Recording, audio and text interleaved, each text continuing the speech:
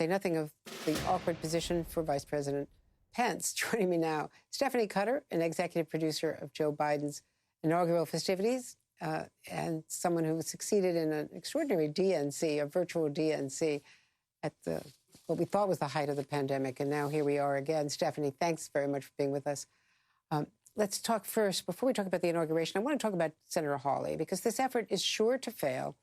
But how dangerous is it? Senator Shaheen just said that it borders on sedition and treason to be sending this signal around the world. Well, you have to wonder why he's actually doing it. I mean, 160 million people have voted. The Electoral College voted, all 50 states, the District of Columbia, the courts have spoken. So what's the point of this? Is it because he has political ambitions of his own? Is it because he's receiving a lot of pressure from President Trump? But this is a serious moment. It does send a signal that our democratic institutions can be jeopardized like this. I think that most of the world was looking at how the integrity of our democratic process was upheld through this election. There was no systematic fraud, nothing that would change the outcome of this election, and a record number of people voted in the middle of a pandemic.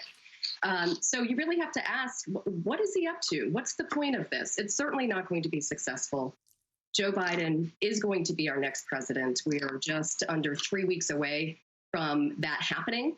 And it's time to move on. It's time to turn the page. As the president-elect said the other day, our democratic institutions held strong through this very difficult process. And now, like in the course of history, when the White House changes hands, it's time to turn the page from the election and look towards the future. There's certainly a lot to be done. And we are in the middle of this pandemic. We have to get our economy moving again. We don't have time to waste. We've seen what wasting time does. President Trump didn't intervene at all in the electoral and the legislative process for an additional stimulus check for people. He waited until the 11th hour and then weighed in, and he failed. So that's a good indication of wasting time. What it means for the American people, it puts them in jeopardy. So let's turn the page. Let's inaugurate the next president. Let's get to work on the multitude of challenges facing this country. And turning to that inauguration, the committee just announced it's going to host a nationwide commemoration memorial honoring those who have died from the coronavirus the night before President-elect Biden is sworn into office. Tell us how you envision this. Well, it really struck us that there really has never been a national sign of unity and empathy to the impact the virus is having on families across the country, particularly those who have lost someone. And we're 300,000 plus, moving towards 400,000 people losing their lives. We thought it was appropriate to take a moment and reflect on that before the inauguration festivities the next day. There will be a lighting of the reflecting pool, 400 lights symbolizing those that we have lost. And there'll be illuminations across the country, buildings and town squares and church bells and things to recognize the moment and send a signal to these families and to those that we've lost that we're thinking about them. This is an important moment before we move on to the celebration of the next president, that we need to really think about where the nation is right now and our sign of empathy for what's happening across the country. Now, there's been a lot of focus on what is not happening. No parade. It'll be virtual with participation, I guess, from communities and towns around the country.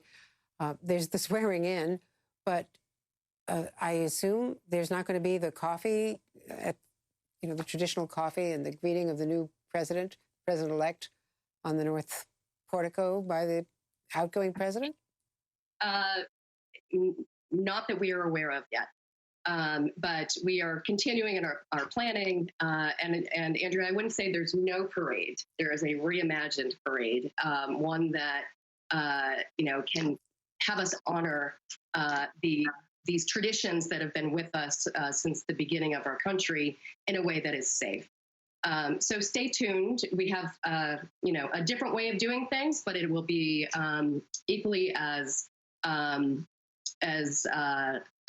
historic as past inaugurations. In terms of President Trump's involvement, we haven't heard yet, but we're looking forward to having a critical day for us to show the nation coming together at this critical time. Well, thank you, Stephanie Cutter. Happy New Year to you. We'll be seeing a lot more of you as we approach the inauguration.